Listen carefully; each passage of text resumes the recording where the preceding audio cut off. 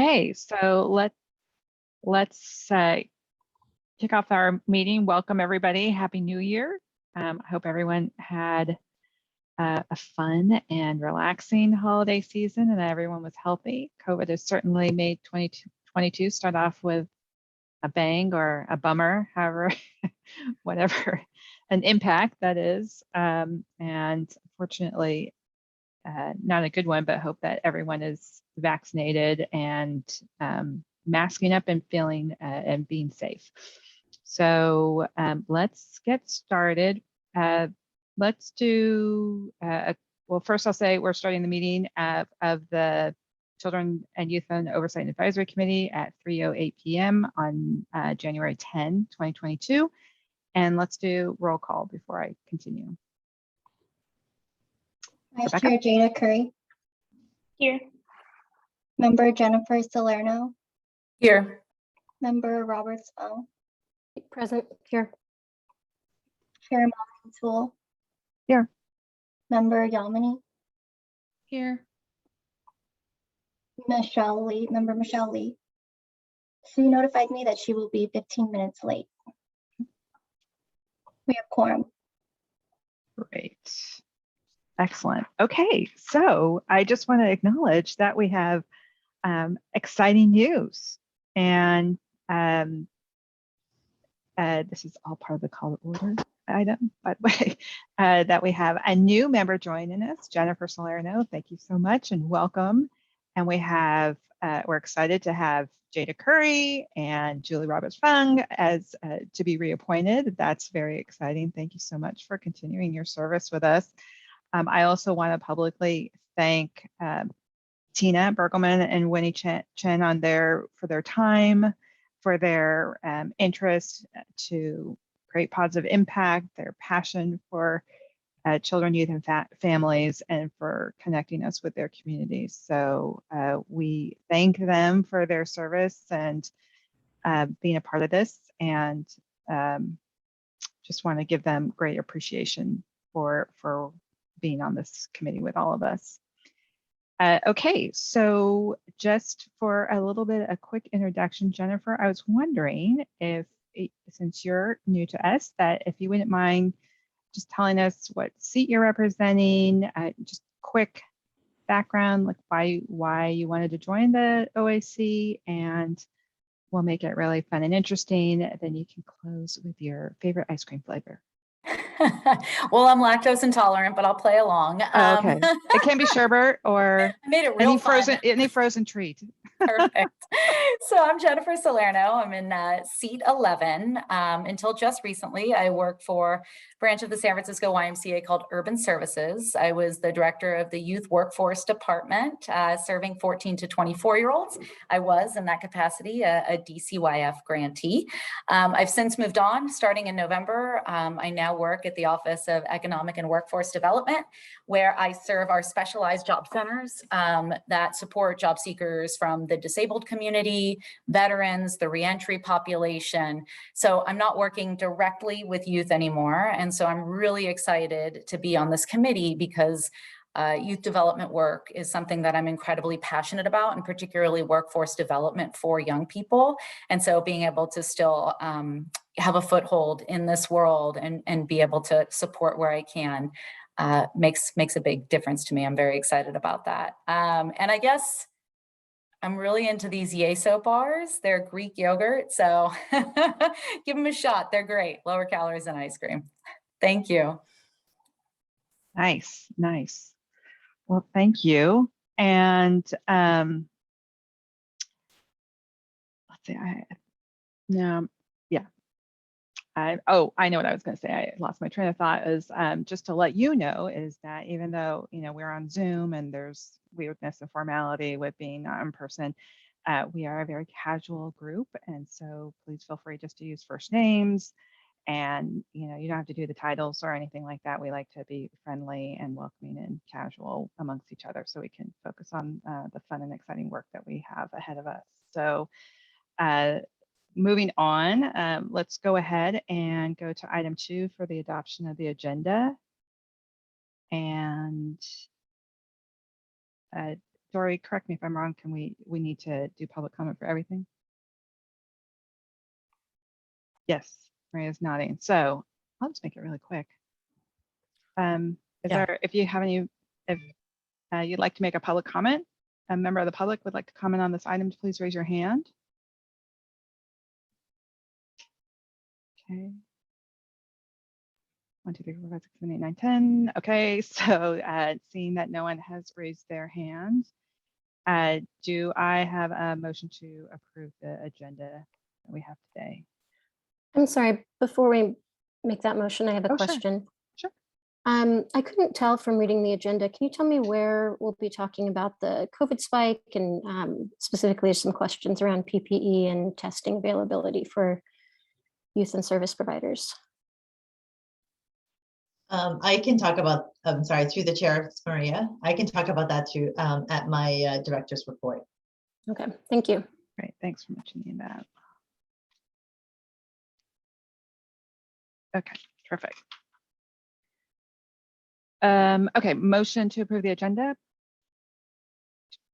Question mark? Anyone want to move the agenda? I move to approve the agenda. Thank you. Second? I second that motion. Thank you. All those in favor? Oh, sorry, we have to take a individual vote. Rebecca? Vice Chair Jada Curry, Yes. Member Jennifer Salerno, Yes. Member Roberts Fong, Yes, Chair Matul, Yes. Member Yamini. Yes. The motion passes. Great, thank you. Okay, next, general public comments, item 3. If you're a member of the public and have comments, please go ahead and raise your hand.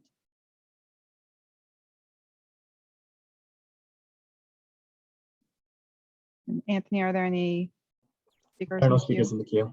Okay, great. And we will move on. Okay, approval of the minutes from our last meeting. Just want to ask if there's any public comment on the minutes from our last meeting. Anthony, any speakers in the queue?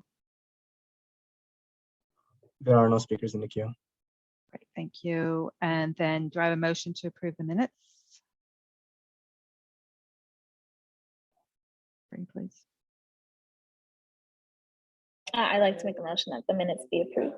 Great, thank you. Second? I will second that. Thank you. Rebecca, can you call for the vote? Vice Chair Curry, Yes. Member Salerno, Yes. Member Roberts Fong, yes, Chair Matul, Yes.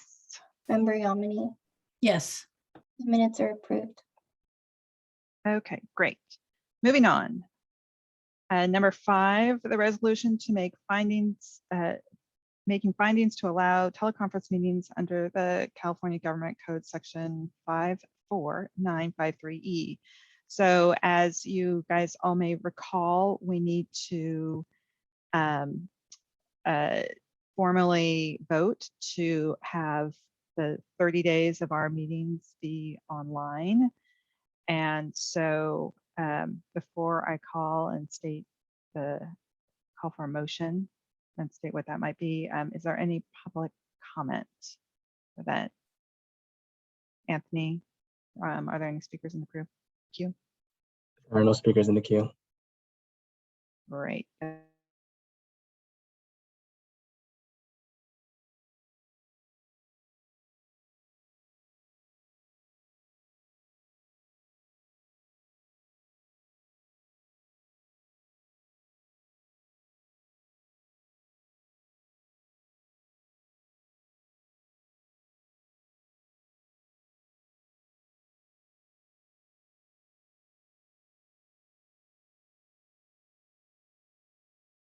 sorry. We're having some technical issues on our side. No worries. Can I just ask Anthony, can you take over as control? Rebecca's having internet issues. I'm back. Yep. So maybe along those lines, I'm wondering if we could have a request. I believe we're required by law to approve a virtual meeting at each meeting. So at the next meeting, I'm wondering if we could have a report back from DCYF staff about any possibilities and or technical limitations to being able to provide a hybrid option at some time in the future when it is safe to have in-person meetings, so that we can maintain a virtual option for families and youth who find it most convenient to continue. Yep, as I recall, we have that mentioned last time. And yeah, Maria, if you could take a look at that, I recognize that over the next couple of months, being in person is probably not super likely, but as we continue on through the year, it'd be great if you could take a look at that and see if we might be able to maintain some kind of hybrid if we ever get back in person. So thank you, Member Julie, for bringing that back up. There are some discussions within the city about what does it mean to bring policy bodies back.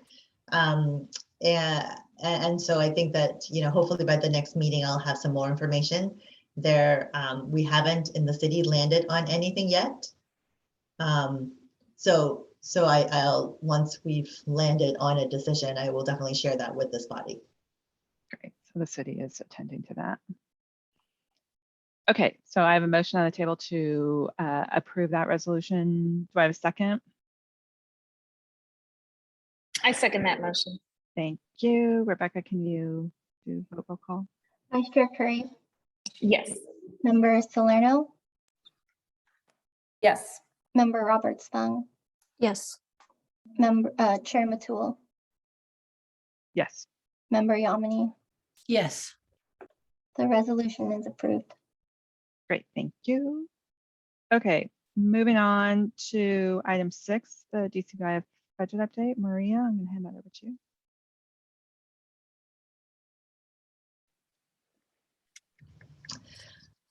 So we are in budget season, and this actually is the first time ever in my experience as a department head or part of DCYF that the city has not asked our department to make any cuts.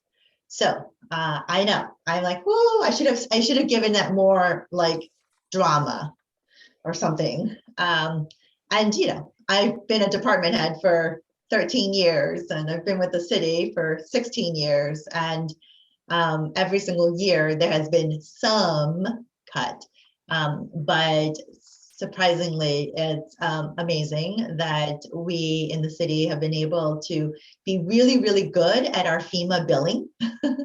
So we were really good at FEMA billing. We were really good at maintaining our costs.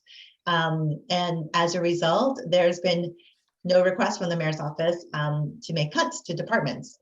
However, that doesn't mean we get to go and spend on everything. The mayor is asking departments to maintain and hold and try to live with what we have and not expand. And so I've asked Heidi Burbidge, our new CFO, to give you a very quick overview of what the requests are and where we are in terms of DCYF's budget. So Heidi, take it away. Hi there. Good afternoon. Nice to be with you. I have a few slides that are also in your agenda packet, and I'm just going to go through them relatively quickly. Maria has already shared the most exciting part of this for sure. So if there are questions, your thunder, Heidi. No, it's everyone's thunder. So if there are questions, we can stop at the end. If there are questions I can answer, or Maria or others from DCYF, or if there are things to research for the next report back at the next meeting, that's fine as well. All right, moving on down. Next slide is just the timeline of our budget cycle, just to review for anyone who is new to this or wants a refresher. The budget instructions were issued December 15th, so about a month ago. And where we are is in the phase where we developed develop the department's budget. And again, the main takeaway is that we have not been asked for any reductions or for contingency for reductions. So it's a really good budget cycle in that respect. And as you see, this carries forward until the budget is approved effective as of July 1st. So between now and February 22nd, we'll be finalizing the departmental request, and we'll share more at the next OAC meeting as well. Okay, next slide. Just goes through the dates. The one I'll highlight here is February 22nd. That's when we submit our DCYF budget submission along with the other general fund departments. All right, next slide, please. So just pulling out some assumptions from the joint report. This just explains, the logic behind our situation. Revenue, there's some strength in property and real property transfer tax, weakness and other business and local taxes, but disaster relief and prior year fund balance spread over a long period of time. For salary and benefits, the CPI, the Consumer Price Index, assumes 7.2. And what we're seeing is an accelerated pay down for pension liabilities. Next slide.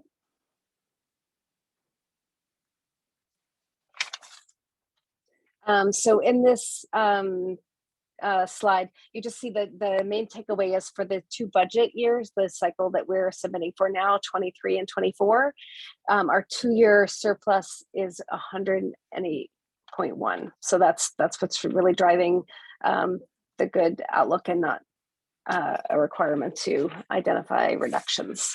Next slide. So this just shows you some of the revenue joint report information, which explains how we got to this projected surplus. While we have property, business, and some other local taxes improvement, they're not to pre-pandemic levels, but we do have new sources, including excess ERAF, federal relief, as Maria had highlighted, and some other new taxes that were not known pre-pandemic. So this drives the improved forecast. So the 3 lines show projected from December 19, projected now in new sources. Next slide, please. And on the expenditure growth, the expenditure drivers are salaries and benefits, our operating budget costs, and other departmental costs. Last budget cycle, significant one-time investments were made with limited ongoing costs, which is constrained ongoing expenditures, and then reduced pension costs represent the largest change in our expected cost growth. So that's driving a lot of this. Next slide.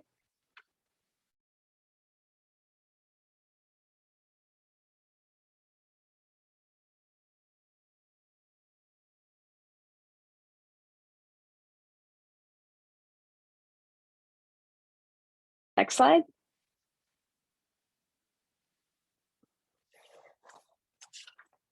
So as we move on through, I'm afraid if I go ahead, I will get twisted myself. As we move along through this, the mayor's policy priorities in this budget cycle are restoring vibrancy in San Francisco, which includes public safety and street conditions, recovery of the local economy, which is driven by return of residents, tourists, and office workers to downtown and public spaces, small businesses, and housing production. It's challenging to remember how different this slide seemed a month ago. We're in a temporary moment where we are back to working remotely, but really recovery is the focus here. Reprioritization of funding to improve our core service delivery. And this gets back to the issue, no reductions, but also no increases. So really reprioritizing our funding to improve our core service delivery with a focus on accountability and equity and programming services and our spending. Next slide.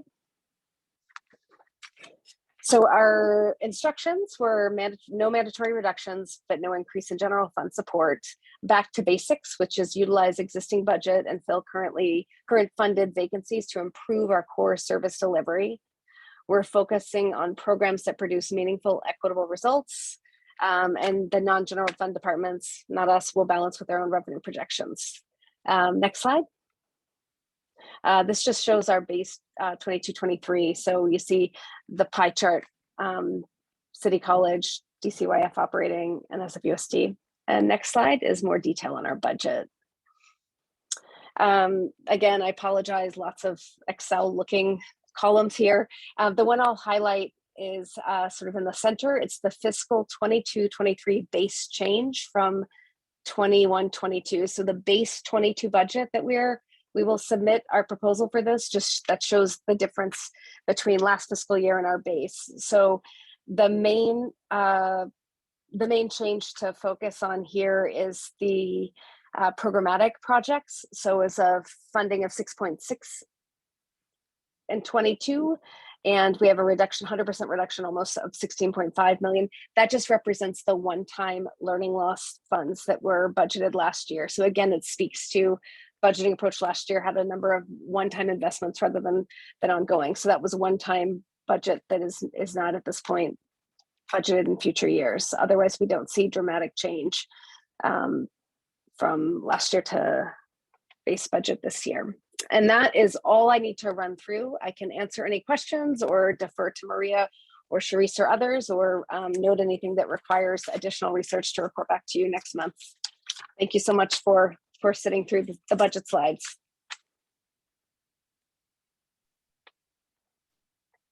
Great, thank you, Heidi.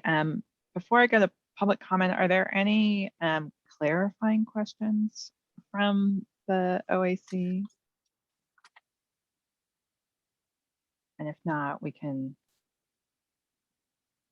come back to that. Okay, so let's go to public comment. Are there any any speakers for this item? If you have a comment, feel free to raise your hand. There are no public comment. No speakers in the queue. Okay, great, thank you. That closes public comment on this. Oh, wait, I see one hand. All right, they raised their hand. Give me 1 second.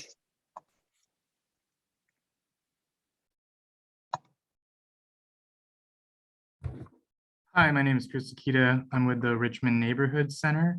And I just had one question about the last slide on the budget presentation. It was really quick, so I might not have been seeing it correctly, but I saw that there was a decrease from the 22-23 base change in the city grant program from 22-23 to 23-24. I was just wondering, I'm curious if there's any way we can kind of understand what accounts for the 8% decrease in the base change. The 8% from 20 for second year, for first year, our decrease is increase of 5%. Sorry, just making sure I'm following the right. Yeah, correct. Yep. So in 22-23, it was 124.4, and then in 23-24, it's 114.9. I'm just curious what accounts for that decrease and that dip there. I'm happy to report back to that. I think Maria is appropriate to research this and include it and an update next in the minutes and or next meeting, but it will require a moment's research for our DY+1, our second year. Wonderful, thank you. Yeah, we can look into it. My gut tells I've got some hypotheses, but these were a lot of one-time dollars that ended up dropping out. But for which specific one, I'll have to look in, but we received a lot of one-time add backs and one-time funds that dropped out in the second year.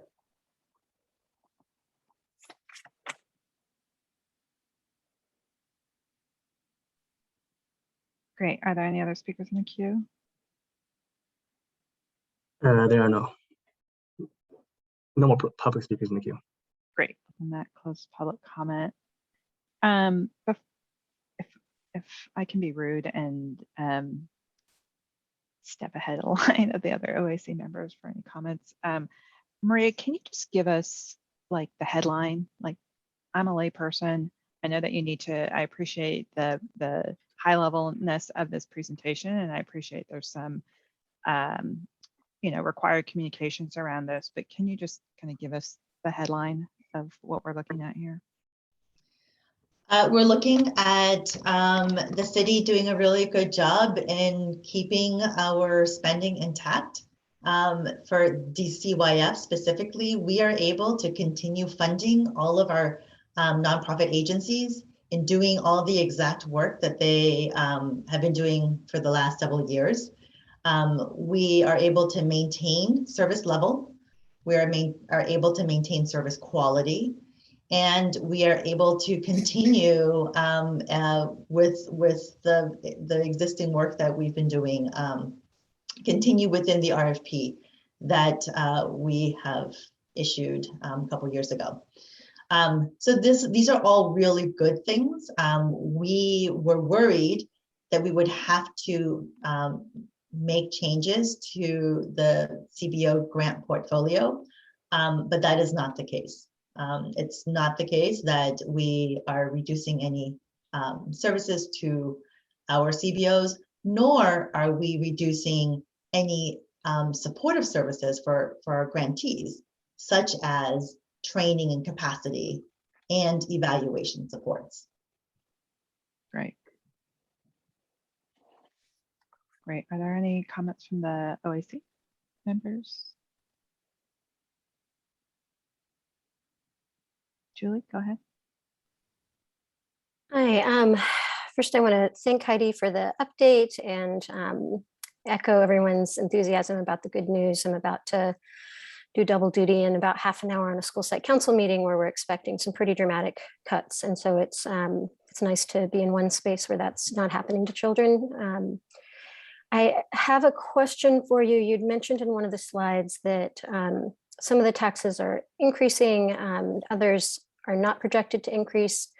I'm wondering if you could specifically tell me what the current relationship of gross receipts tax to the baseline budget for children in the city and DCYF funding in particular. What's the relationship there? Yeah, gross receipts are not related, are not connected to the Children's Fund. The Children and Youth Fund is based on property tax revenues that the city collects. So we collect a percentage of property tax revenues, and that's what comes into our department. So Heidi, so for gross receipts, that would go into the general fund pot. We do get some general fund, but it's not like a mandated fund that comes to us. That's helpful. Can you help me understand my understanding is when the OIC was created, it partly also created a baseline budget for children. So in terms of looking at the city's revenue overall, if our city's revenue increased, then we have a commitment to increase funding to children in whatever various departments.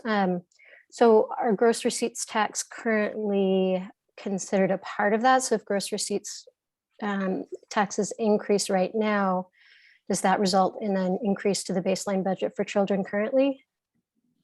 The baseline grows by a percentage, a particular calculation, and we're still waiting on the controller's office to give us that new number. So hopefully soon we can get you the new children's baseline number.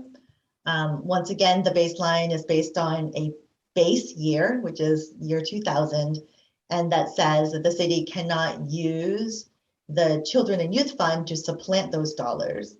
There was also a special line in there that says that the baseline gets to grow when the city general fund grows. And then there's a special calculation, and the controller's office is supposed to help us with the calculation. We don't have that number at this moment.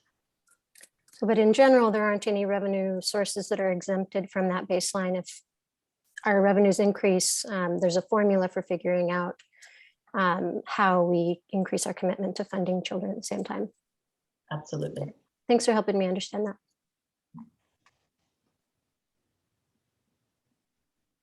All right, any other comments or questions from the OIC?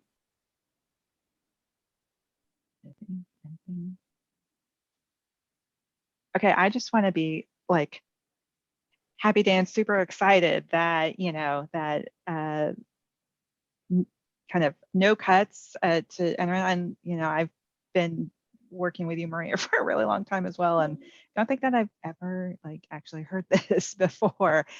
We've always had some kind of cut or some kind of contingency that we have to be prepared for when the the other shoe drops or what have you. And so I just am super excited that we are able to maintain our budget and maintain, most importantly, maintain services, including the technical support stuff and the support behind the scenes for our service providers. I think that that's really incredible. So thank you so much for sharing such a wonderful, wonderful report.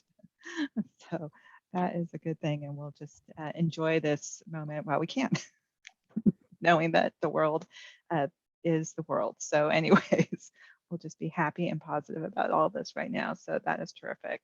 Wonderful. Okay, if there's nothing else, then we will move on from this. Oh, wait, I'm sorry. I have one other question. So tell us what's happening in February. What are the expectations in February for the budget? Sorry, the expectations for what we'll present in February. Or at what this- do for we, this what do group? you want from the, what do you need from the OAC in February? So in February, and I'm just listening to the last question too, I'm just thinking through, how much what we shared today is really the budget instructions to all departments. So next month, we'll have a more focused presentation on the DCYF budget proposal, because at that point we'll be a week out from submitting it. So what we'll be looking for is your review of that and understanding what we're submitting and feedback on that and changes from, again, you've seen the change from fiscal 22 to base. So we'll confirm all of that. So it's really just understanding what our budget proposal is going forward to meet these objectives of really improving our core service delivery with existing budget. So we're not looking for, at this point, our understanding is not very different numbers. It's not things like that. It's really just using our existing budget to ensure we're providing the services as the best we can. And then in response to any of the questions that came up today, if there's more detail, we'll share that next month. Maria, do you have other thoughts about what to share about what to expect in February beyond that? No. Okay, terrific. Excellent, excellent. Okay, so let's move on then to the next item, 7, the report of the OAC chair. I believe that I am sharing our schedule that we have. Is that the next slide? Okay, great. So Jaden and I met with Maria and Amijo and asked them for our schedule for 2022. And because we have this cadence for the budget of this month and for February, it kind of throws our little schedule of every X month, odd month, even month, whichever way you want to do it, kind of it makes it kind of janky. So what we asked them to do is, as required, we have 6 meetings in a year. We asked them to come up with a schedule, even if it's not a super smooth every even month or every odd month kind of schedule, just to have it set for 2022. And this is what they presented for us.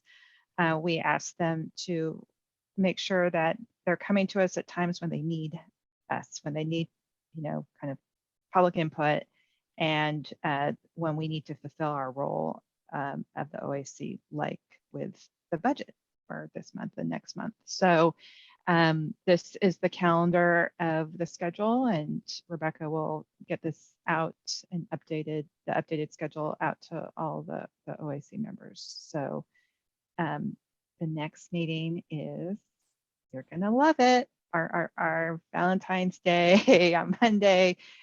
We will promise, as we do, to finish up at 5. So if you have exciting virtual dates to go on in February, that you can flip over to a different Zoom meeting and a Zoom call and enjoy yourself. So February the 14th will be our next meeting.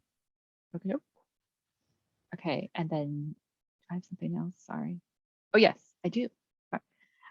Okay, so for I want to announce our elections for OAC officers. I'm really excited. Sorry, I have my notes up here on my screen. We have delayed this process a bit because of COVID. We wanted to kind of maintain some leadership continuity as we manage all the twists and turns that COVID has presented for us. And so what we're going to do this time is I'm announcing the officer positions right now, and here they are, the duties of the chair and the duties of the vice chair. We'll take nominate. Please think about a position that you might want to nominate yourself for, or nominate another member of the OAC for, and we'll take nominations in February. And then we will have elections at our April meeting. Okay, so it gives you time to kind of think about this. And it allows us to kind of continue with our budget work, and then we'll do elections in April. Very exciting. So I hope that you guys all consider an officer position. And if you have any questions regarding that, please reach out to me or Jada about life as an OAC officer. Okay. Is there any public comment on this? And if you want to make a public comment, please raise your hand, or from your phone, press *9 and wait to be introduced. Anthony, are there any speakers in the queue? There are no public speakers in the queue. Okay, great. So that closes public comment for this item, and I'll take any questions or comments from the OAC. Anyone? I will say that just so you guys know, I may not, I've asked Jada to run the February meeting as vice chair, just because I'm going to be starting my treatment. So I'm not sure kind of what my status is. It'll be early on in my treatment, so I don't want to bail out at the last minute. So I just want you guys to know that I've asked Jada just to facilitate the next month's meeting. Okay. So let's move on to item number 8, the report of our director, Maria. Okay, thank you, Molly. And I do want to note that member Michelle has joined us. Am I missing anyone else? I don't think so. I think it's just Michelle. Okay, so for my director's report, I have 2 things. One is just a COVID update, like member Julie asked, and an overview of the a charter amendment that the mayor introduced in December. So just very quickly, you all are already experiencing this. There is a new variant called Omicron, and it's highly contagious. And so in terms of reminders for everyone, please get tested if you feel you have any symptoms. SFUSD, we're working with SFUSD to make sure that testing sites are available for SFUSD students and families and teaching staff, as well as making sure that there are community test sites that are also available for all members of our community. And we're working also with other entities to have mobile testing units that can provide additional supports. I was on a call with the superintendent just an hour ago, where he reported that this past weekend they were able to test almost 1,000 teaching staff because teachers wanted to be ready for school today. So teachers are doing their best to be prepared and to stay safe so that they can go into the classroom and teach our students. I think as a city, we're trying to work as best as we can together to make sure that we meet the demands, not only of SFUSD's needs, but also of our entire community, our nonprofit agencies' needs as well. Needless to say, please stay home if you feel sick. But more importantly, vaccines. Vaccines are available. We are really, really proud that San Francisco has such a high rate of vaccines, or people who are vaccinated. And just wanted to remind everyone that vaccines are now approved for children 5 and up. And boosters was just recently approved for children age 12 and up. So the more protected people are, the better for them to fight against this latest variant. And for those who want to find out more about vaccination sites that are throughout the city, please go on the sf.gov website and you can find more information about that. I will say that we in the city are working very closely with the state about getting additional supports from the state to come down and help us with vaccinations. Once again, it's one of the reasons why we were meeting with the superintendent just now to try to figure out how we can bring mobile vaccinations into schools so that we can just get as many people as possible vaccinated. And then finally, face coverings, making sure that you wear well-fitted face coverings. Some people have been asking about double masking. That's absolutely appropriate as long as it fits well. And if folks want, you can wear the surgical mask. There isn't a requirement right now from DPH around N95s or KN95s or N94s. All we ask from the city is for folks to wear a well-fitted mask. I know that all the numbers out there are really scary. It is really scary. It looks scary. And what we're hearing over and over again is that Omicron comes in fast, runs its course, and then leaves. And that's what we're seeing. So we're seeing a very high positive test rates. So we're seeing lots and lots of people coming, having positive rates. But the number of folks that have serious symptoms that are going into our hospitals and taking up those ICU beds that we were always so worried about is not there. We're not seeing that, but we are seeing a lot of people coming down with COVID. It is definitely in the community. On the city side, we're also seeing COVID positive rates having a huge impact on city services.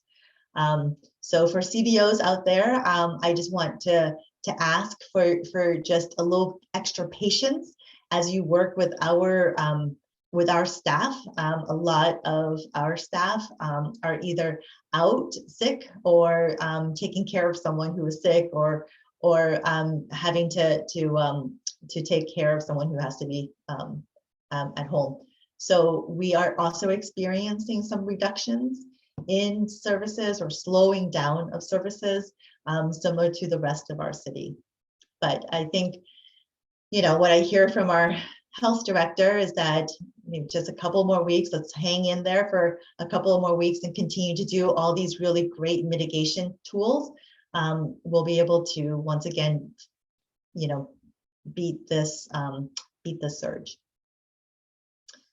I'm going to stop here and ask for questions because my next item is very different from this. Yeah, so let's go to the public first. So if a member of the public would like to give a comment, please raise your hand or from your phone, press *9 and wait to be introduced. Anthony, do we have any speakers in the queue? There is one speaker in the queue. I had a comment on the children's fund. Should I wait till later or speak now? You can wait until later. Okay, sounds good. They have two more. Okay, when you come on, Maria, can unmute yourself and please state your name before you're asking your question. Yeah, I was going to comment on, I'm sorry, I'm about to drive. I want to comment on children. Yeah, Maria and Judith, I know you're gonna, if you're gonna comment on the next item, we can hold your spot in the line. Okay. Yeah, let's just take questions or comments from the public on the COVID-19 information that Maria just presented, and then we'll be able to focus in on the next item. Okay. Two more. Judith? Judith, I think, are you speaking on the next? Hi, thanks for taking my question. And it actually is about COVID. So should I go ahead? Yes, please. So I was wondering if DCYF has any requirements about requiring boosters for grantees, staff on site, testing, and rule and the guidelines for when, if staff has had positive COVID results, when they can go back. We do not have requirements for vaccination or boosters. What we are used for CBOs, what we are using is what the Department of Public Health is putting out as guidelines and part of the health order. So I would strongly encourage you to look at the health order to understand the sequence and the timelines of what happens when a person tests positive, and if the person tests positive who's vaccinated, there's a certain sequence of events that has to happen, and someone who tests positive who's unvaccinated, there's something else. And so I would strongly recommend you going back to the guidelines, and we could share that guidelines with you, Judith, for you to see it. Yeah. Thank you. I saw the guidelines. I wondered if there was anything else. I appreciate that reference. Yes, no, DCYF is not requiring anything on anything in addition to DPH. Got it. Thanks. And we have one more speaker in the queue. Going phone next number? to the phone number 650. When you can unmute, please introduce yourself, and you have 2 minutes.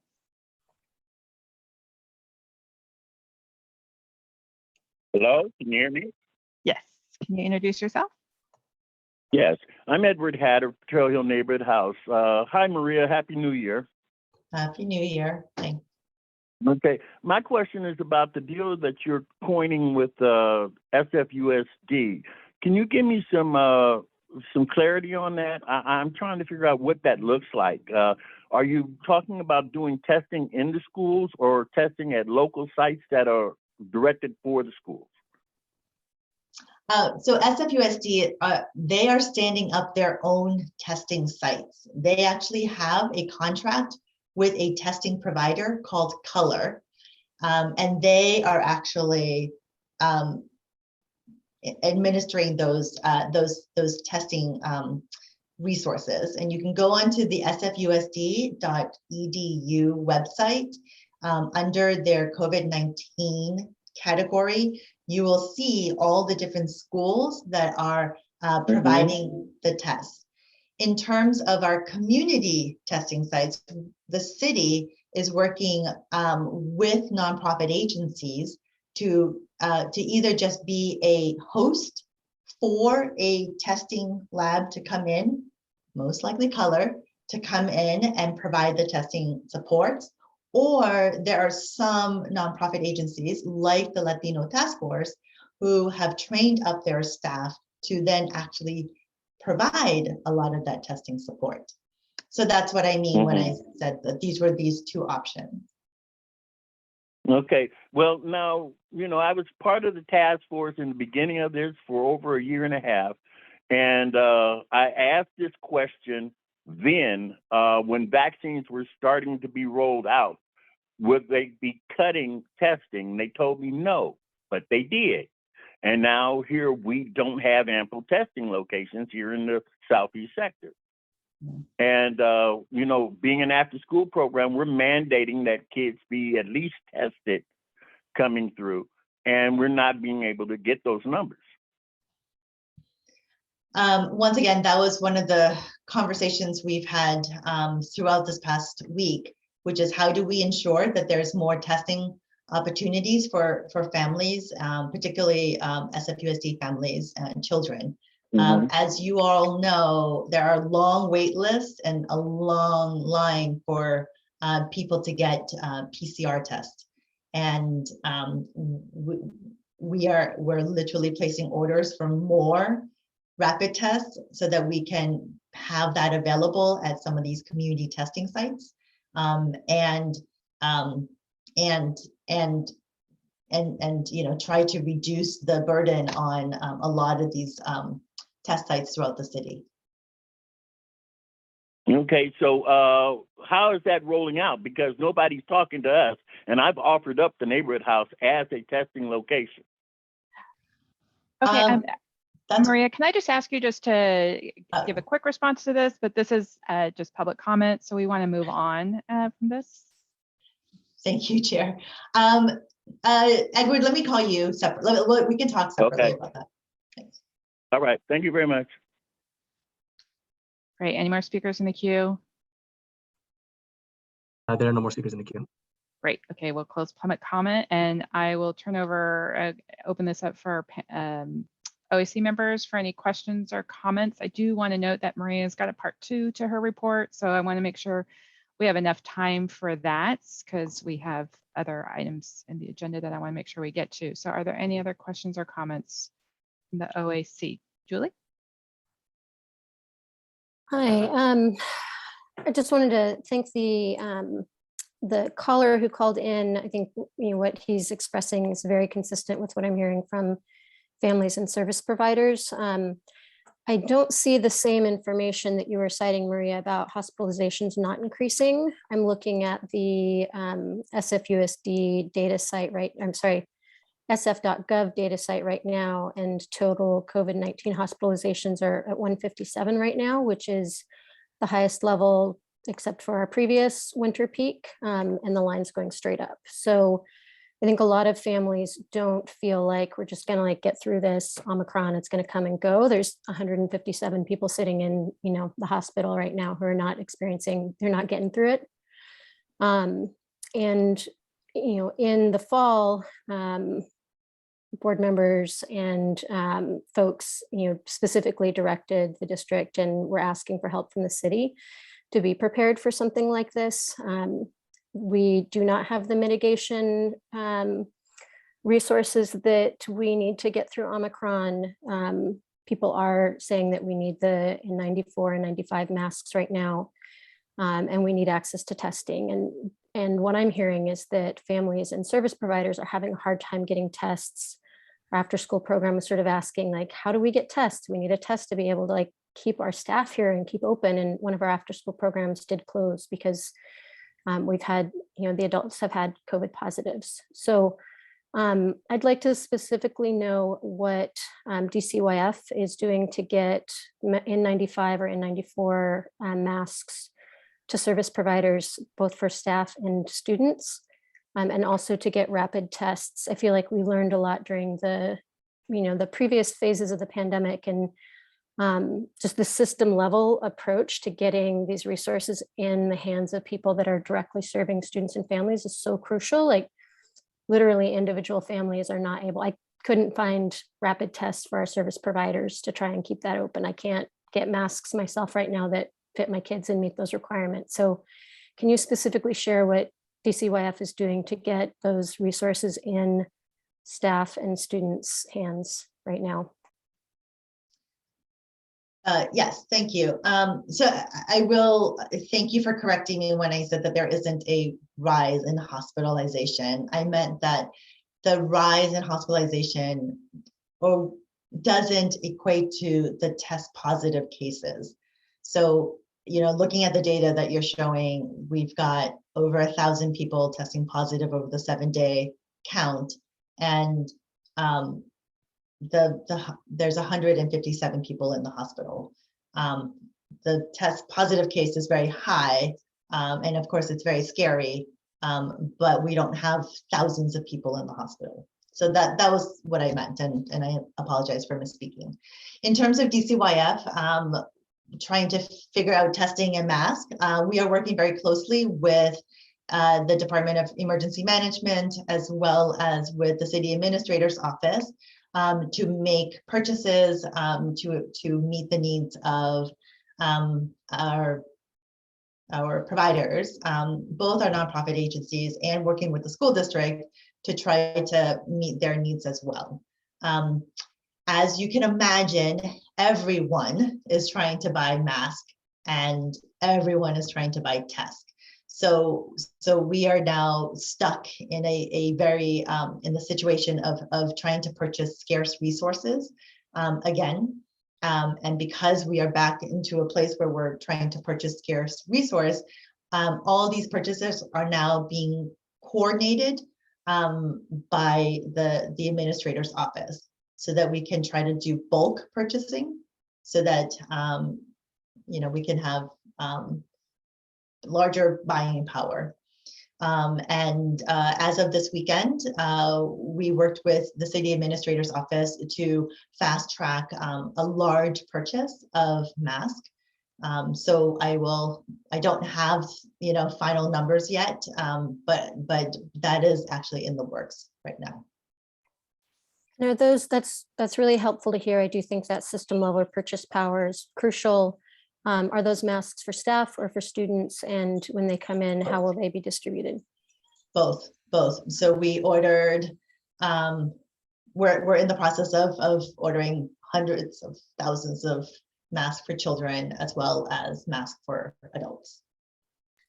Thank you. Are those this distribution, it's going to, that's, depends on how many we get. If, once again, our past experience have shown us, they usually come in waves. And so there is going to be a process to divvy up these items.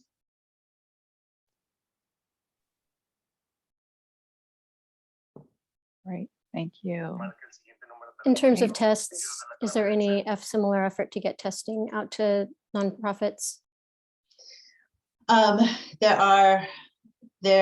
We're trying to place orders for rapid tests, but it is extremely hard to buy them. It's extremely hard. So at this point, we can't even place the order. So it's going to be really hard. Thanks for that update. Great, thank you. Maria, do you want to move on with your report? Sure. Thanks. So the next item is for me to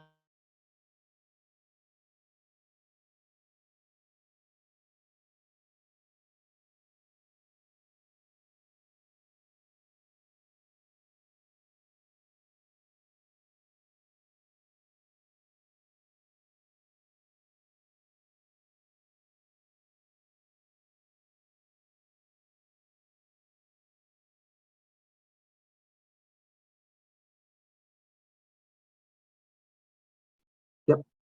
Oh, good, thank you. shoot. Hold on, sorry. Oops. Oh. Rebecca's back. Okay. Okay, so the Children First Initiative, this is a charter amendment that has two main parts. Okay, that has two main parts and funding coordination inside it. So the first part is to create the Children's Agency and the Children's Commission. Its primary role is to coordinate funding, citywide funding for children, youth, TAY, and families, and SFUSD, and I'll explain that in a second. And then the second part of the amendment is to establish funding conditions on city funds that we send over to the school district. And these are funds that are not charter mandated funds. So these are not PEEF dollars, the Public Education and Enrichment Funds. These are general fund dollars that the city provides to the school district. Sometimes when on an annual basis or when the school district requests additional supports. Next slide, please. So what is the role of the Children's Agency and the Commission? I want to reiterate that the agency and the commission primary role is for coordination. So the agency will be responsible for aligning and coordinating the development of systems, services, policies, and planning strategies throughout the city. It will ensure data sharing across city departments to improve accountability. It will act as a backbone agency to help move key children, youth, and families initiatives forward. It will work with other city departments and key stakeholders to create a new thing called the city's plan for children, youth, and families. It will be the single point of accountability for children, youth, TAY, and family funding and services in the city. The goal is to create more, and it will create more transparency and accountability for the allocation of the children and youth baseline funds. And I'll explain that in a second too. It will provide administrative support to the Department of Early Childhood and to DCYF and their respective community advisory committees. And it will provide direct staffing and administrative support to the TAY Community Advisory Committee. The Children's Agency will not take over the grant making and implementation duties of DEC, the Department of Early Childhood, as well as DCYF. It will not supplant charter or state mandated funds that are supposed to go to DEC and to DCYF. And I cannot reiterate this enough. It is truly a coordinating agency. Its job is to ensure that the system that serves our children, youth, TAY, and families work together. The one thing that this pandemic has proven is that we all on our own do amazing things, but once we come together and pool our energies and resources together, we can do fantastic things. And we can really, truly move the needle on outcomes for our children and families. The agency will have a commission, a 7-member commission that will work with it to set policies and provide oversight to the agency. Next slide, please.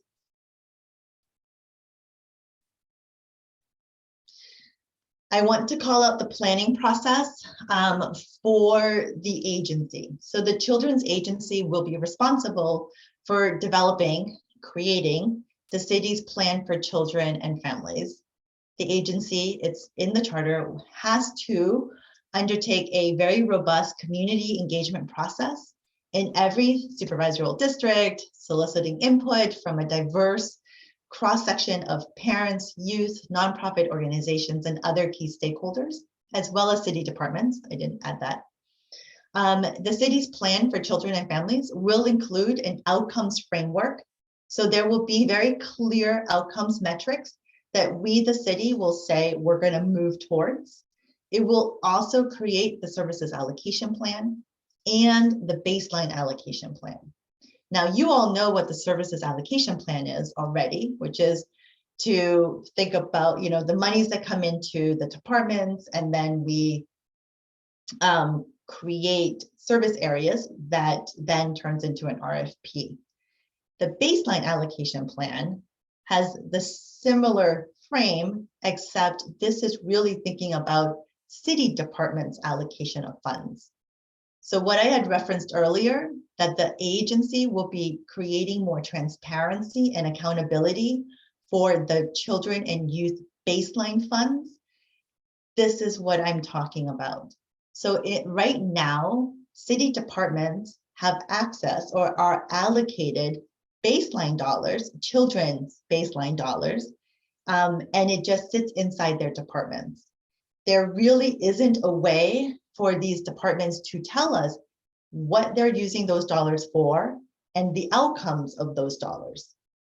So in this process, we are going to work very closely with city departments to say, if you want to continue to have access to these baseline dollars, you're going to have to tell us how you're going to use those dollars to move the needle for children, youth, and families. And if you don't, then the agency will have the authority to go tell the mayor that this department hasn't moved the needle, hasn't met the outcomes that we have all agreed on. Similar to how nonprofit agencies have to report the same thing. When we grant monies to nonprofit agencies, we ask nonprofit agencies to tell us what you're going to do with that money.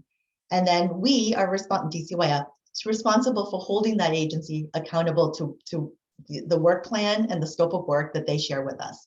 So it's the same idea. We will continue to do that, and the agency will be doing that.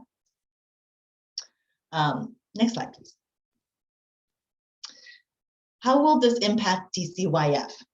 So under the agency, we are calling out 2 specific departments that will be, I mean, I've used the word under, and you could use it as under or above, but that will be connected to the agency. DCYF is one department that will be connected to the agency. The second department that is connected to the agency is the Department of Early Childhood. So how will this impact DCYF? DCYF will continue to be responsible for administering the Children and Youth Fund and promoting the development of comprehensive programs and policies and planning strategies to support children, youth, TAY, and families. We will continue to hold grant-making roles and responsibilities, and we will continue to provide supports to our CBOs. The DCYF OAC, you all, will continue to provide, to perform all the functions and duties that you are doing now. However, once the Children's Commission comes into existence in July of 24, the OAC will cease to exist. And the mayor and the Board of Supervisors may appoint members of the OAC to the commission. That's one major change and one way that this is going to impact DCYF. The other way is that this charter will create a DCYF CAC, a Community Advisory Committee. So they will establish a CAC to advise DCYF and the commission and the agency on implementation priorities, policy development, planning cycles, evaluation designs and plans, and any issues that's connected to the Children and Youth Fund and funds that DCYF oversees.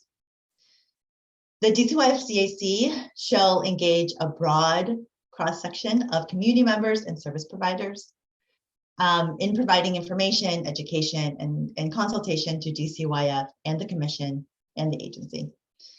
The DCYF CAC will be comprised of 9 to 15 members appointed by the commission with no conflict of interest clause.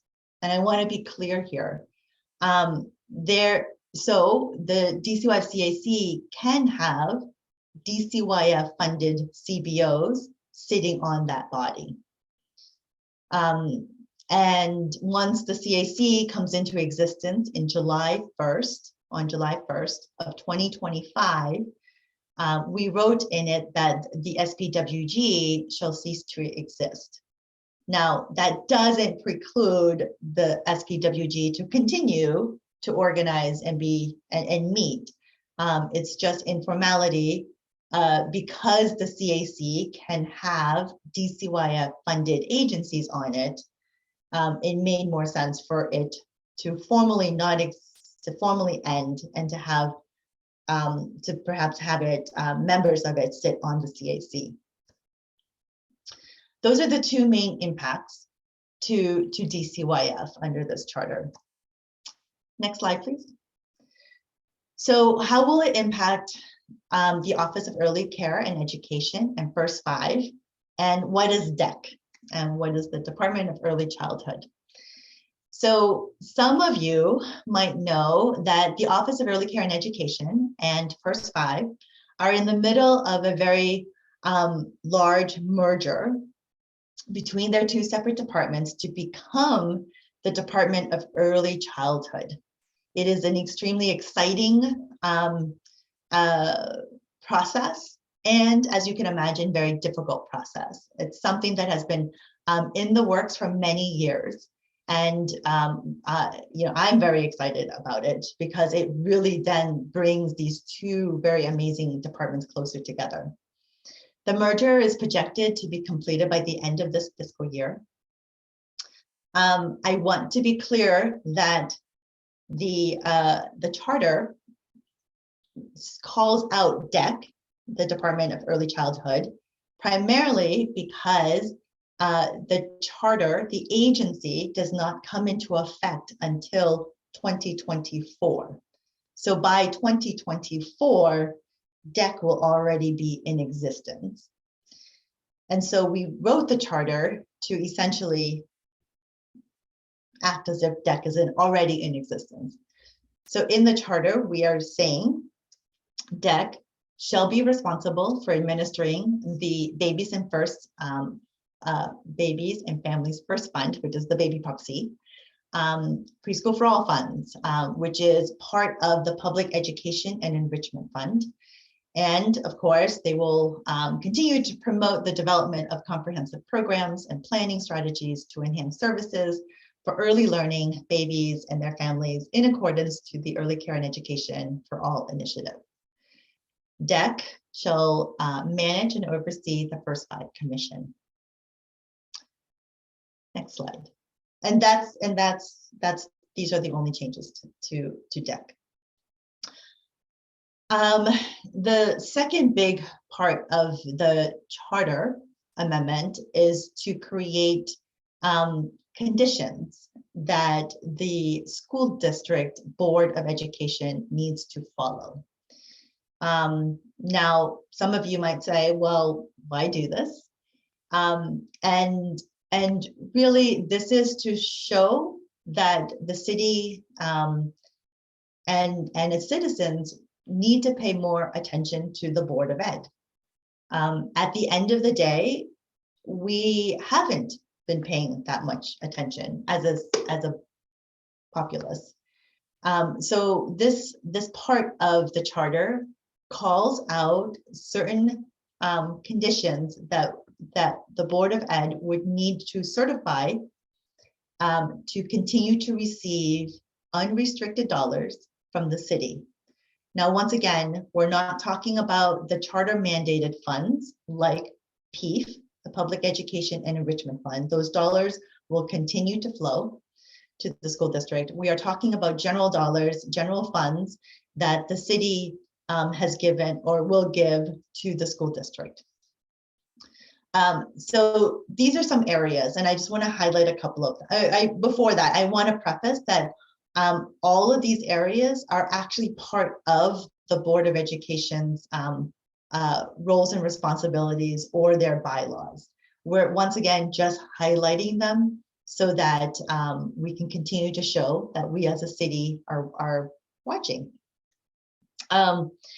So the things that I do want to call out is that we're asking that the Board of Education sort of really provide that the fiscal oversight for funds that come into their purview, into their entity, into their agency. And we ask and request that for any new initiatives that the Board of Ed comes up with, they need to do what the city does, which is provide a fiscal impact analysis for those initiatives. We ask that the Board of Ed really separates roles of responsibilities, where the Board of Ed stays at the high-level policy place and allow the superintendent and their staff to really do the implementation work of those policies. And finally, we ask that the Board of Ed submit to the mayor and to the Board of Supervisors a report that speaks to the outcomes that they are trying to achieve and to certify that they've met these conditions. If they do that, then the city will continue to provide unrestricted funds to the school district. Next slide, please. So the timeline for all of this. So once again, on December 14th, the mayor introduced this charter. The charter is co-sponsored by Supervisor Myrna Melgar and Raphael Mandelman. The charter amendment will be heard at rules. We do not have a date yet. Once the amendment leaves rules, it's means that it has to sit at the Board of Supervisors for 30 days. Once it leaves rules, it goes to the full board of Supervisors for a vote. Currently, Supervisor Melgar and the Mayor's office are meeting with key stakeholders, as well as myself, gathering feedback and suggestions on ways to enhance the charter language. I will say that some of the words that I just used today came as a result of conversations with some of our key stakeholders already. And if the Board of Supervisors vote to approve this, then the charter amendment will go to the June 6th ballot for a vote by our citizens, by our residents. That's it for a quick overview of this charter. I am open for questions. So I know that there's going to be a lot of interest in this particular topic. I want to open it up for public comment. And I do want to make sure that we make enough time for the OAC to discuss this. So let's just see how many members of the public we have, how many speakers we have, and see how we go, because we still have a service provider working group report. And again, I want to have discussion on this. So let's see how we're doing. I will bring in Maria first. She was in line. Yeah, hold on for just a second. Let's just see how many people we have, because I want to see if we want to go down to a minute for that. Okay, I think for now, and again, I just want to remind everybody that it's public comment. So you have, for those of you, you have up to right now 2 minutes for the first 5 people, up to 2 minutes to give your public comment. When you are called on and you can come off mute, please state your name.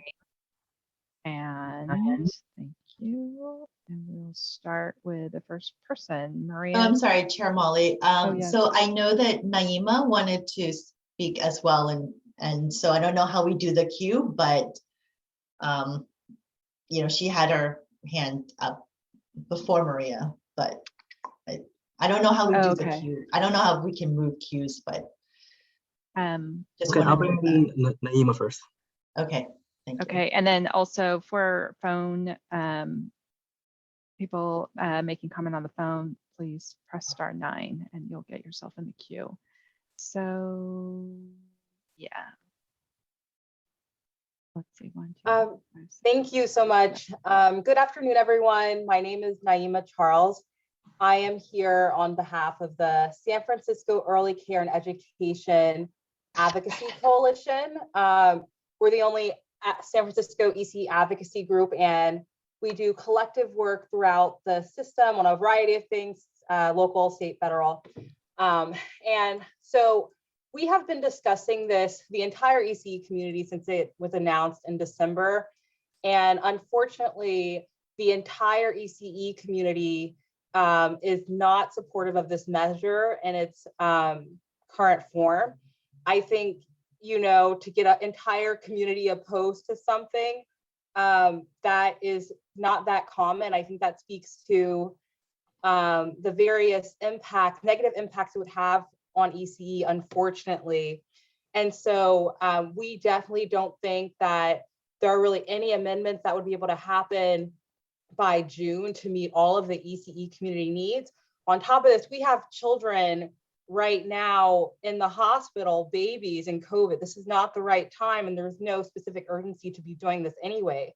One primary concern we have is the supplementation of hard-fought ECE dollars. In OCOF, there is language that says that if new state dollars come in, ECE dollars can be redirected to somewhere else. If ECE was included, no ECE expert was included in drafting this, we would of course got that out of the drafting. Furthermore, the complexity of ECE, we're finally getting our own department, DEC, to have full attention on ECE, full attention on our babies 0 to 4. And now that's being wrapped into a department. The entire ECE community is opposed to it. And I hope that the body listening right here really takes that in and puts a pause on this measure so we can actually create a meaningful measure that includes all community voices in addition to DCYF. Thank you. Great, thank you. Next is Maria Torre. Hi, my name is Maria. I'm the organizer of Parent Voices in San Francisco, and we've been working in the city advocating for childcare for the last 26 years. And we know that without a dedicated source of funding, we cannot meet the needs of our childcare, of our children and their providers. So we work hard to make sure that Baby Prop C passed, and we fought it in the courts, and finally we won that. And so we're very protective of our Baby C dollars. Now, our concern with this proposition is that some superstructures are being created. A new commission is being created. A new agency is being created without input from our community. And so we're very concerned about it. We appreciate the intent of the mayor, and we don't disagree with the good intentions behind this proposal, but we hope that somehow the community is heard in this process. Directors Maria Sue mentioned that there are two parts to this proposal. Part one has to do with the school district, and part two is the creation of this agency and this commission. So one alternative that may work out is to split the proposition into two, pass the school district version first, although we haven't talked to the school district on that aspect, but we definitely want to postpone until community input, sufficient input from the experts, from the stakeholders are taken into account before we put this on the ballot. So I really appreciate and urge the OAC to hear that, and we hope that you will consider it in whatever way you can influence this process. Thank you. Great, thank you. Kevin Hickey. Unmute yourself. Hello, Kevin Hickey here, New Door Ventures. Nice to see folks. Happy New Year. I just want to make a couple comments about the process to develop this charter amendment that was done very hidden behind closed doors. What doesn't seem hidden though is perhaps the mayor's agenda to capitalize on public discontent with SFUSD and consolidate political power at the cost of community power. I'm sad that's like the opposite of the collaborative and community-driven process that led to the successful renewal of the Children and Youth Fund in 2014, and that it's jeopardizing trust in our hard work together. Regarding the specific changes themselves to strengthen coordination and accountability, that's very laudable goals, and I support that. But isn't that the current purpose of our Children or Family Council? Doesn't the mayor already have the power to get departments in line with the existing legislative authority? These are complex changes. Why now and why the hurry? Thank you. Great, thank you. Next we have Chris Skida. You can unmute. Hello, again, my name is Chris, and I agree with Kevin. I think that while it is very laudable to continue to think about how we improve on our process and both collaboration and planning for our young people, it's also really important to consider what are the elements of both the process and outcome of the previous charter that really worked. And what Kevin alluded to was really a process of collaboration and community that lifted up the voices of a variety of different stakeholders. And I fear that with some of the mechanisms in this change to the amendment, we're actually seeing a decrease in community voice. Namely, seeing the number of minimum meetings for the OAC decreasing from 6 to 4.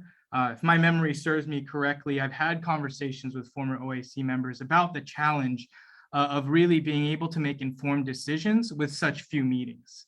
Now, this would even further exacerbate that challenge because just there's not a lot of time to really understand what's going on. And more importantly, from my lens as a provider, the dissolvement of the service provider working group and community voice is something that's really of concern to me.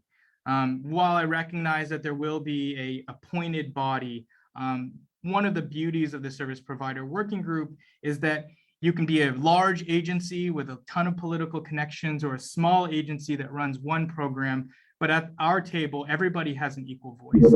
And I fear that that spirit is going to be lost, and that those smaller providers just simply won't have the ability to speak their mind about what the needs of their community that they're serving, as well as the staff that serve them. So like many others, I do hope that we really pause and take a look at the true impacts of all of the different elements of this charter. And so we can get input from a wide cross section of stakeholders. Great, thank you. Next we have Mike.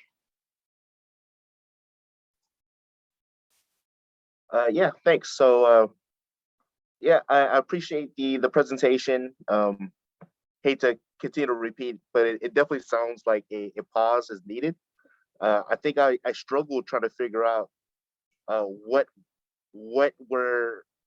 impacts we're trying to create or what issue we're trying to solve with this new system or this new policy.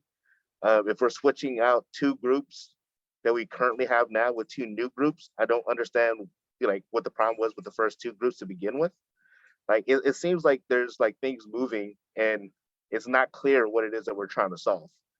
More times than not, when you try to put something new in place, you're solving something. And I'm having a hard time seeing what it is that needs to get solved. I think if we name it as easily as possible, then it's easier to see what we're trying to do moving forward. But right now I have a hard time seeing it.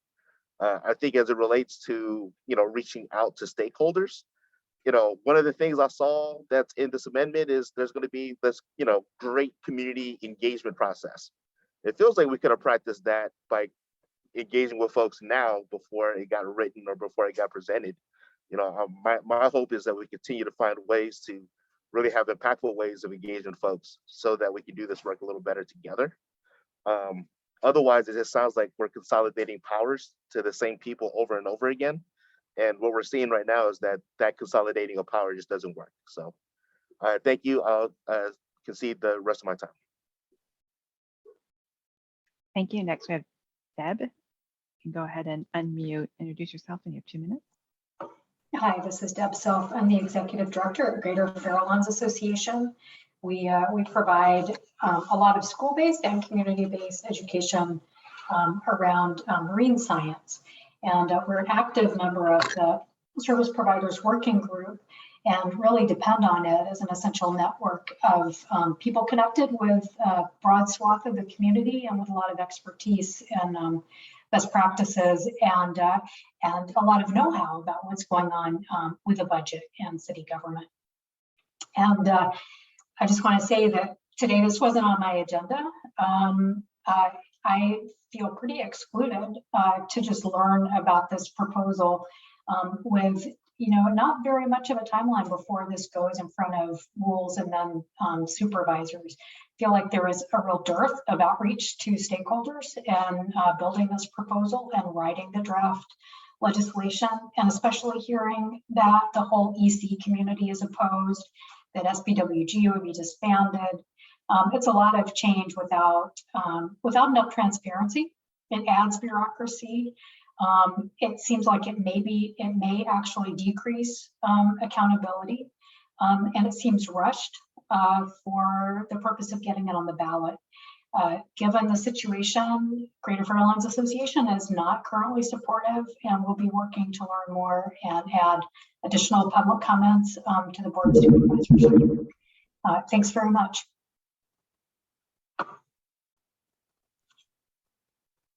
Thank you. Next we have Dawn. Go ahead and unmute yourself, state your name, and you have 2 minutes. Hi, good afternoon. This is Dawn Stickle. I'm the Director of Sunset Youth Services. I am also the co-chair for the Juvenile Justice Service Providers. And I just want to say, along with others here, that I feel like the goals of this are laudable, but I think it is a it's misguided. And at a time when we, as the juvenile justice providers, have been working so hard to decentralize power from city government and put community into its proper places, with families and young people, that this feels like a step backwards in consolidating power.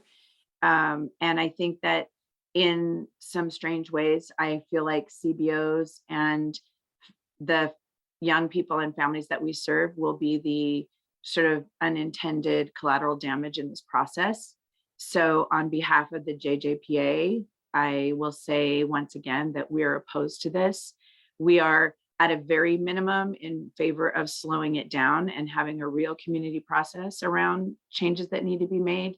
We would support the idea of separating the school piece out and moving that forward separately.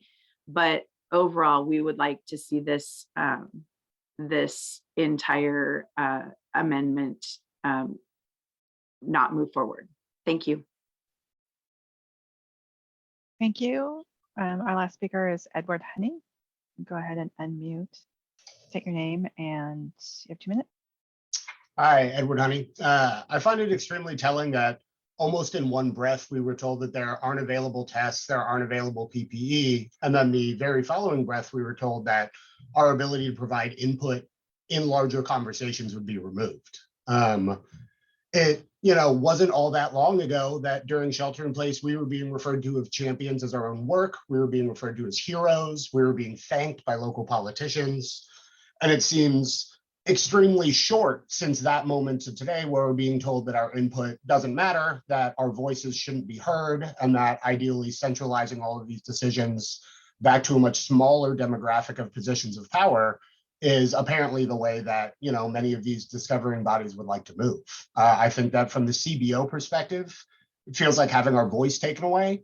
It's extremely detrimental to our morale, in that we are being told that we are not invited to sit at the table, that our input doesn't matter, and that we are basically returning back to an antiquated system where we no longer engage in a conversation. We receive instructions, aren't expected to comply. And I think that that's something that many organizations and many committees have been working very hard to get away from. This seems like a huge step in the opposite direction of where we've all been very intentionally and strategically going. And I think that this would be hugely damaging to the CBO population of our communities. Thank you very much. Thank you very much. I just want to ask the service provider working group chairs if you wanted to give your comment on this now before I go into OAC discussion.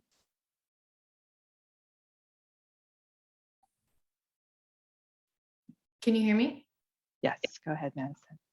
Hi, everyone. Yeah, so I mean, as many of you guys, as you guys know, like the talking points for this initiative, we're very aligned with these things. This is stuff that we've been talking about in this space for a long time when it comes to better coordination and all of those things. So we're entirely in support of the intentions behind this legislation. But really, when it was first announced, I would say that we were really optimistic. But with that said, when the full charter amendment was released, our group, as well as many others that you've heard on this call who reached out to us, felt pretty blindsided by the actual content of it. And as it's written now, we're not comfortable supporting it because we do have a lot of concerns and questions. And I think overall, what you're hearing today is that we want this process to be slowed down, to give more time and space for public input to really process this really complex amendment. As you all heard in Maria's announcement, there's a lot of components to this, and we want more time. And I do want to acknowledge that Maria's office reached out to us this morning to set up some time to talk at the end of this week, and that's when we'll probably really get in the weeds about all of this. But overall, we just feel pretty overwhelmed seeing the charter amendment in its full form and request that this process is slowed down. Great, thank you.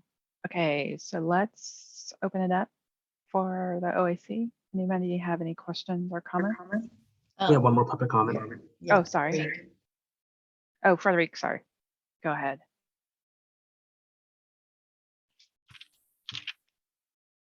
Hello?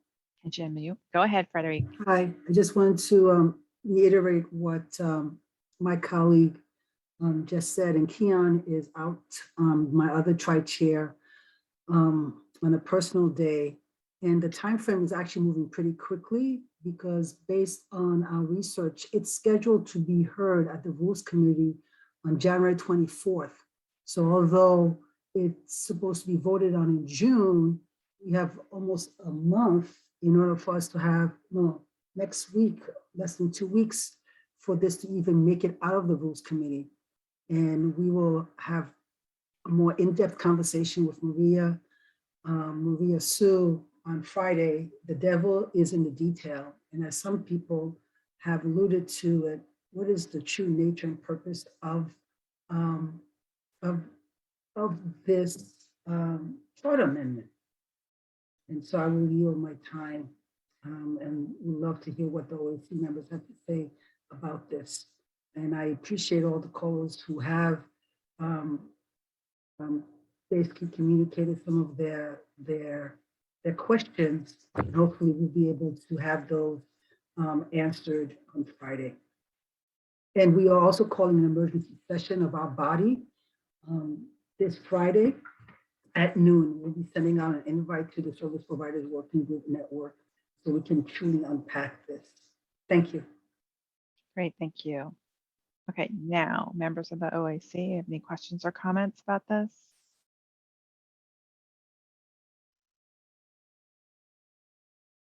Julie, go ahead. Hi, I want to thank all the folks in public comment who weighed in. Your vision as frontline providers is invaluable in this. And I am concerned that this proposal would reduce that. So I have a question for Director Sue and a couple of follow-ups. First of all, I'm hearing a lot of questions about process. Can you please share what your role in creating this initiative has been and who the stakeholders are that have been a part of developing it? So I think one of the callers mentioned something called the Our Children, Our Families Council.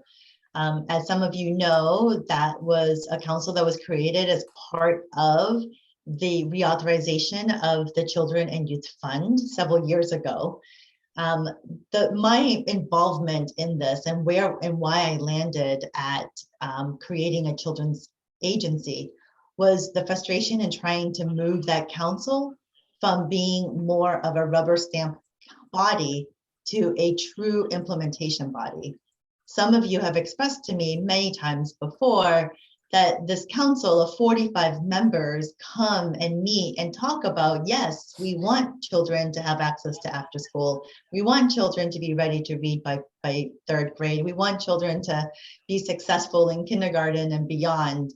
But it has been extremely hard to go from those big wants to how do we actually do it. And so in the experience of this past 2 years of DCYF really truly growing into our role as an interagency backbone agency, where we were able to move very siloed, complicated systems towards one singular goal of providing services and supports for children and families during the pandemic. And that experience really showed me that how we can improve on the OCOF goals. Because if you really had an agency that was coordinating and had the authority and the bandwidth to coordinate, that's how we would do it. So I'm that's sorry, Director Sue, I'm going to interrupt because I know we're short and have other things on the agenda. Can you just specifically tell me when you began working on this and who you developed it with? I started thinking about, we've been thinking about how to improve on OCOF for a very long time, in terms of really thinking about a potential change to OCOF. It was during the summer, this past summer. And who are the stakeholder groups that were consulted in this? We worked very closely with the mayor's office. Okay. So my understanding of the development of both the OAC and also initiatives like First Five and Baby Prop C and the PFCAC is that all of these initiatives were developed as a part of a broad children's movement. And many organizations like Coleman Advocates and folks really developed broad public processes where hundreds and thousands of families and community members and educators had a voice in developing those. And as a result, they came up with very specific mechanisms for accountability. So for example, in the PIF-CAC, the PIF-CAC exists and PIF dollars are very specifically dedicated to specific things, and they are to supplement, not supplant. In terms of the OAC, we are not a 7-member politically appointed board. We have very specific roles. For example, representing student or being a parent of an SFUSD student who's actively been working to improve the lives of families. So I see in this entire initiative a move away from that accountability to community to centralizing power and decision-making in a 7-member appointed board that a mayor would have the majority of. And that really concerns me, as we've seen the Board of Supervisors pass initiatives around housing and other efforts that the mayor has not implemented.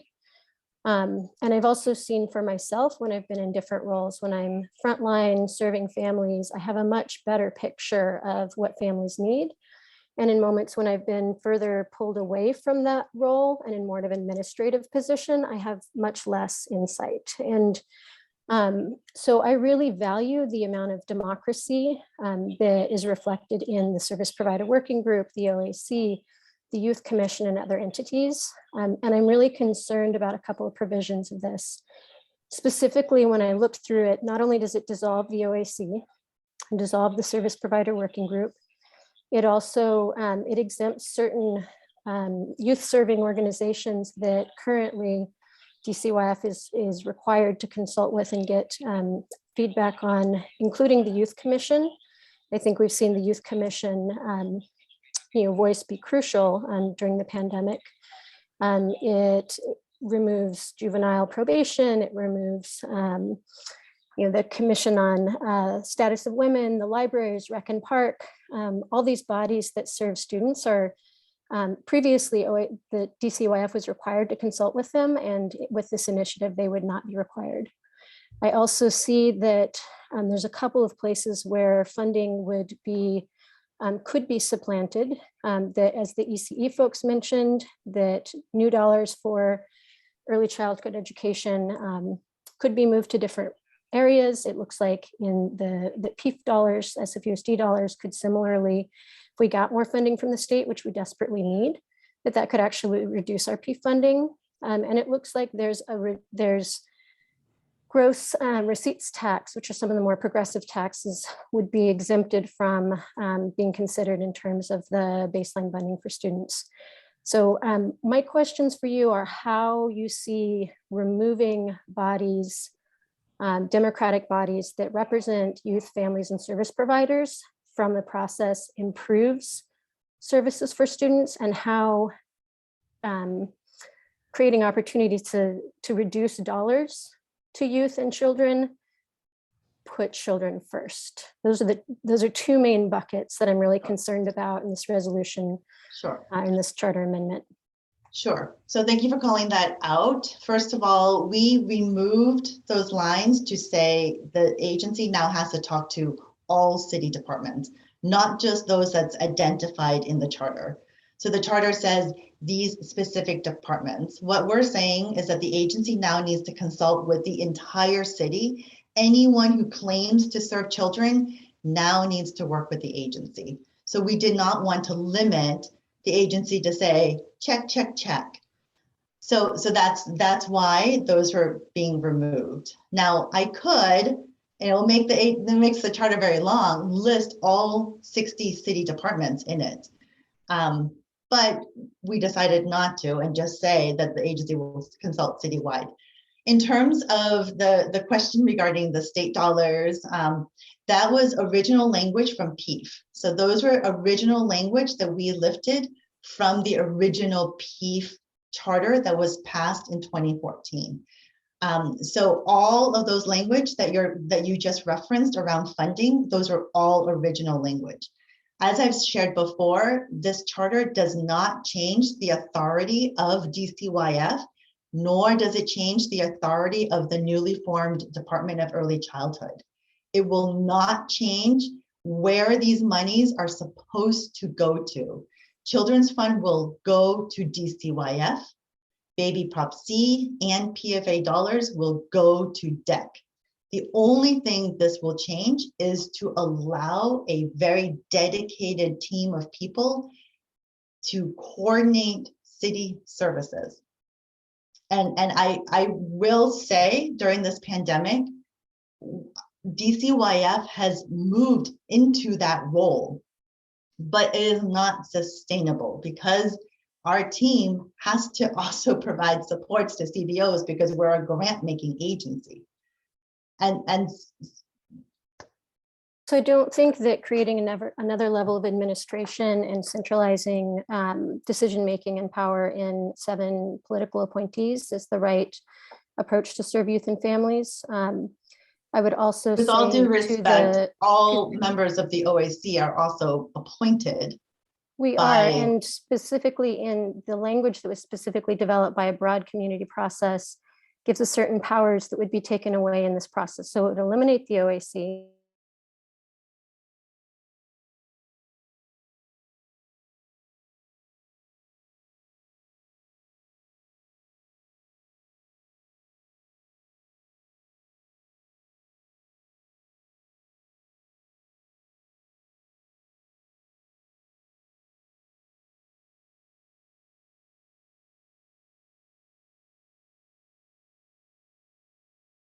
Devolving many of the powers that put accountability in the hands of the community and very specific communities who are impacted by these funding into 7 people.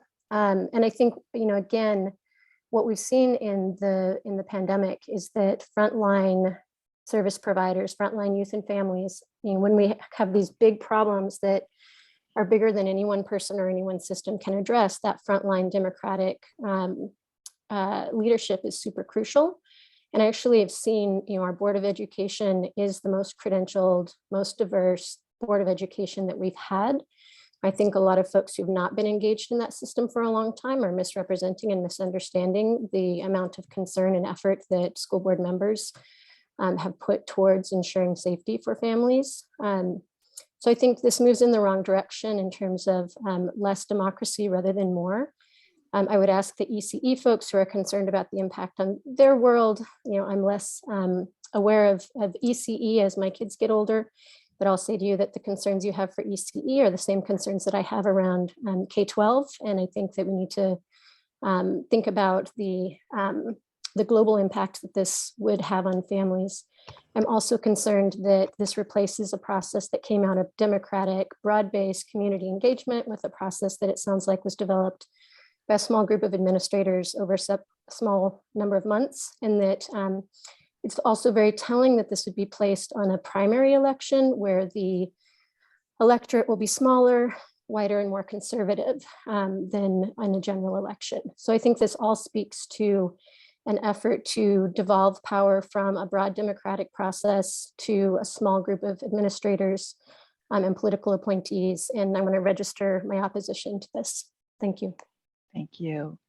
Before I move over to Jada, I just want to ask if we can just extend, I apologize, I really don't like doing this, our meeting for 10 minutes, just to make sure that we give Jada ample time, any other questions, and that we are able to complete our agenda, although the service provider working group chairs have ceded their time so we can have this discussion. So if we could do that, Jada, go ahead.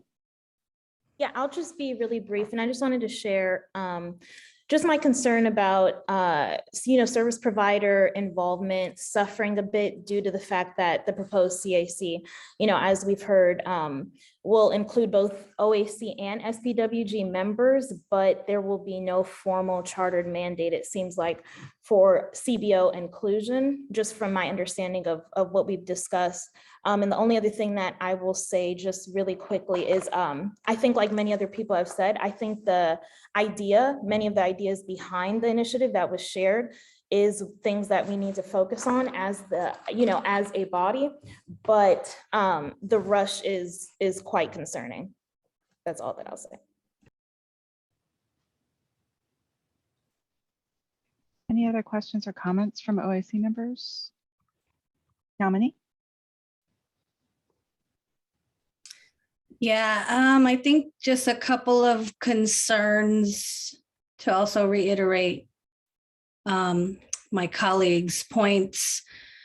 One, that this has all happened really fast. This apparently was released mid-December, and OAC members didn't actually receive communication around this until recently. So we're just part of this huge puzzle is what it's really looking like anyway. It's interesting, the politics around this. The school board is fraught with all kinds of issues at this particular moment, and it seems also very central to this charter amendment. And DCYF and the OAC and the SPWG seem like byproducts of that political situation, though this may not be true, but that's what it seems like. And I will definitely say again what the service provider working group mentioned, which is the lack of community engagement and the development of this charter is very much an antithesis to what the charter is seeking to do. So that's interesting as well.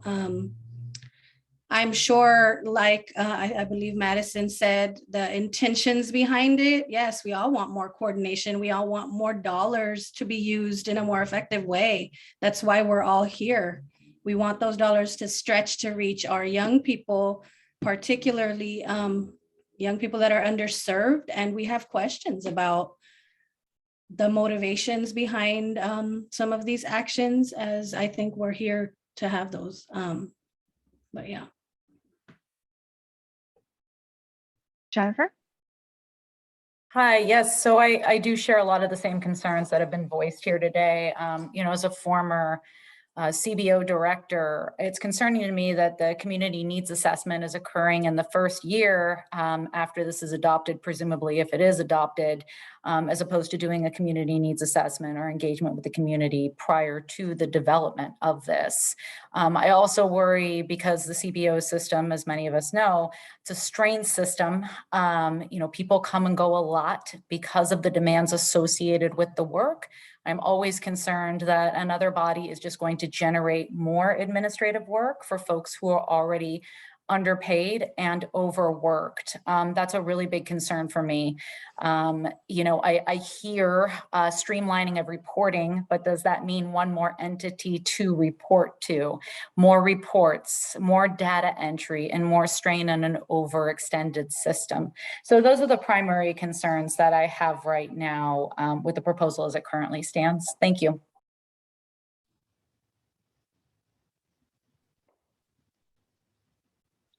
Any other members want to give comments? Can I just answer Yamini's question in the chat? So there's a clarification for the number of appointees. So it will be 4 members that will be appointed by the mayor and 3 members appointed by the board. Similar to how the OAC has 5 members. Help me, Dory or Rebecca. The OAC has a majority mayor's appointees as well. 6 and 5, yeah. So I'll keep us moving along and close up. So my comments are that I apologize that I am behind on this due to attending to my medical issues when this was announced. So I am very much not up to speed. So I apologize to everybody on that. But I'm getting up to speed because we have had this meeting. I have the information and have been contacted by some members of the public and the service provider working group. And so my comments are purely from this meeting. So I apologize for not being a good student on this, but I have more questions. My questions are about yes, great intentions on the coordination. You know, I mean, I've been screaming for coordination and streamlining processes and getting departments who are of all you know, all departments, no matter where you are, who are serving our youth and children and families to be coordinated. So we know that we are serving everyone well and spending our resources in the best way. So I guess my immediate impression is a question about, is this, is this like a reorg? It kind of sounds like a reorg to me of different roles and responsibilities. Again, good intentions, but I do have some questions and need to be a better student in terms of diving into the charter to see what's happening, because at the high level information, there are some questions about need, or are we creating more bureaucracy and processes, or is it a reorg and it's different?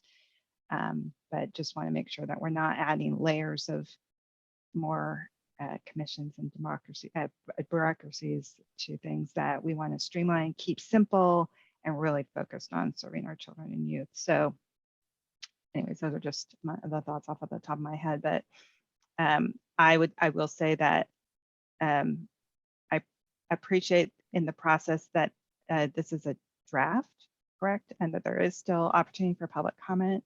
I recognize maybe the timeline is shorter than we would like to see, but I view this still as draft. And if people have comments to offer, then put in your comments, send in your public comments to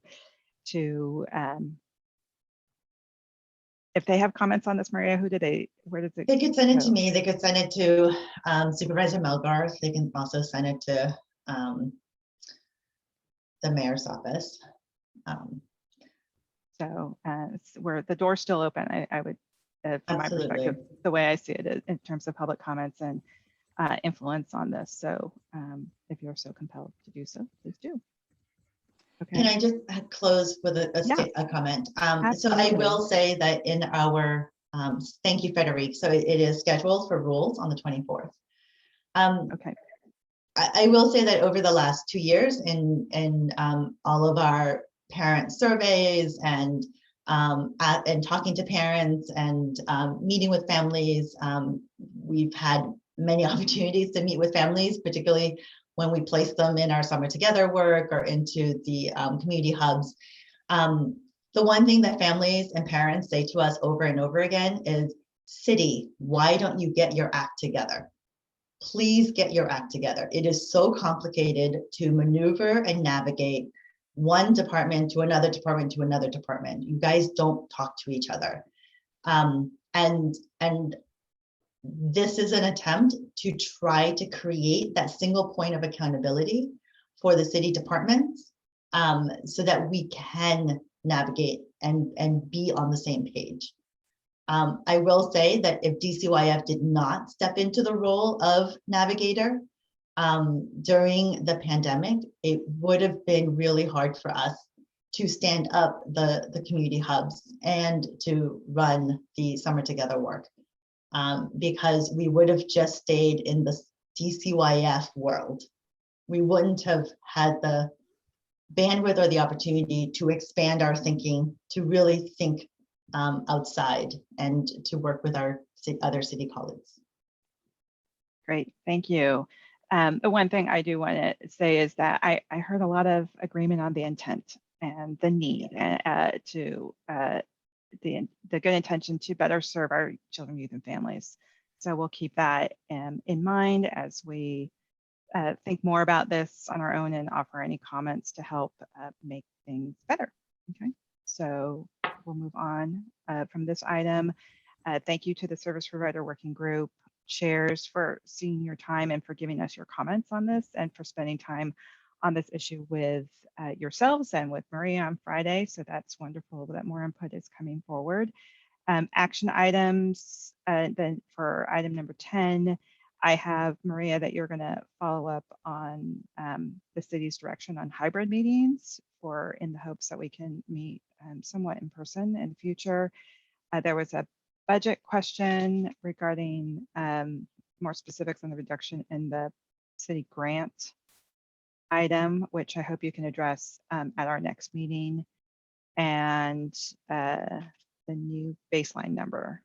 You said that city is looking at the new baseline number, and you can maybe address that at, will it be available at the next meeting maybe, or report on it? You can see where we're at. Yeah, we can do that. Great. And I think that that's what I have for action items. And I am going to move to adjournment. So do I have a motion to adjourn? Anyone? We have 2 minutes to our little deadline. Motion to adjourn? Come on. Who's going to motion to adjourn? Motion to adjourn approved. Did I do that right? You make a motion to approve. Do I have a second? I second that motion. Great, Rebecca. Let's take a vote. Vice Chair Curry, Yes. Member Salerno, Yes. Member Robertson, Yes. Member Lee, Yes. Chair Matul, Yes. Member Yamini. Yes. The meeting is adjourned. Great. 5:09. Thank you so much for your passion, everybody. Have a good evening.